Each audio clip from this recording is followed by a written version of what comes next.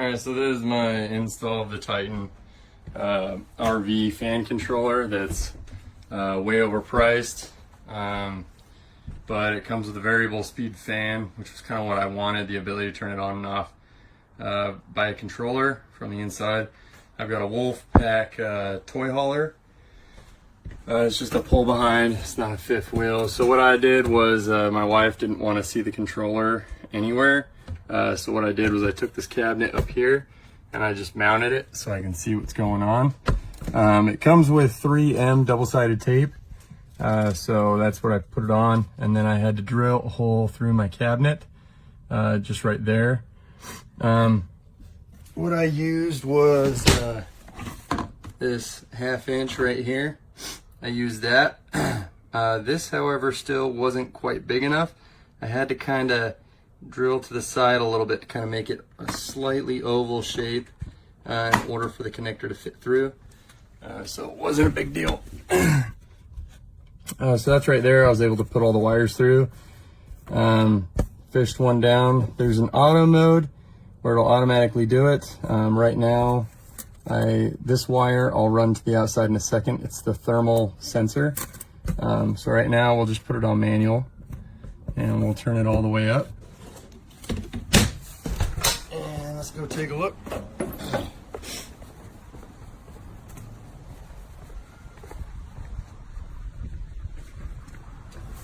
All right.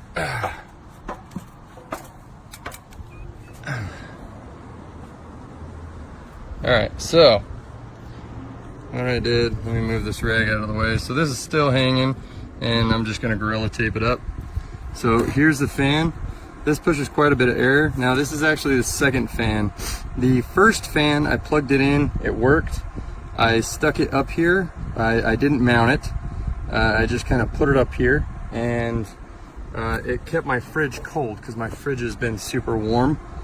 So I put it up here by the condenser fins, right where this is at, and it worked, kept it cold. Unplugged it, mounted it, replugged everything back in, and for some reason it didn't work. Like only one fan would work. So called Amazon and they just decided to send me a new one. So this one I just plugged in, I didn't even test. Everything's working fine though. Ran the wire down the side there. The other wire I'm gonna tape right where it's at right here. Make sure it doesn't come off. I'll just clean the top of the fridge a little bit. But this is it. Kept my fridge nice and cold. These brackets right here, I got in a pack of 4 at Home Depot. It was a couple bucks, I think, and I found it over in the hinge section where you have like door hinges and doorknobs and or drawer cabinet knobs. So I just kind of grabbed these and they worked. Drilled into the side with the supplied screws right here. This is the screw. And I just watched my siding to make sure nothing came through. And I didn't drill any holes. I literally just went in there with the screwdriver right here. I just went in, applied some pressure as I screwed, and it eventually bit and went through. It took a minute. So, but they're running. So now it's just gonna tape things up, and then I've got some Loctite clear sealant that I'll add on the inside to make sure I seal up that hole that I drilled. It's just Loctite clear sealant. So here, what I did to tap in the wires was, this is the wire coming down right here that I just kind of fished all the way down.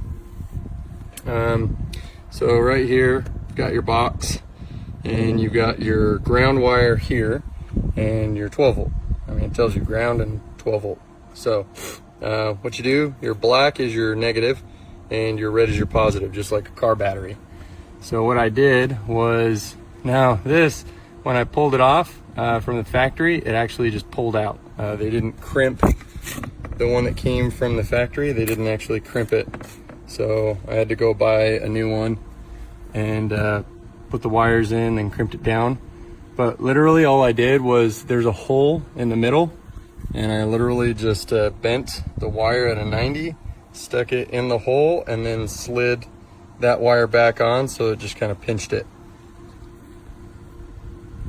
As you can see there, you can kind of see it wrapping up and going through that hole where it's pinched it, so that way it's got power. That's the ground.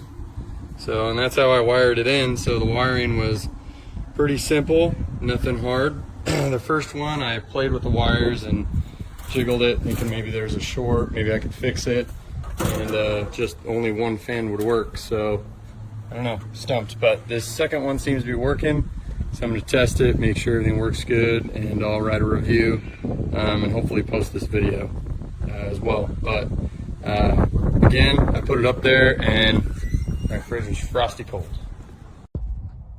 So either auto, controlled by heat, or 6-speed manual.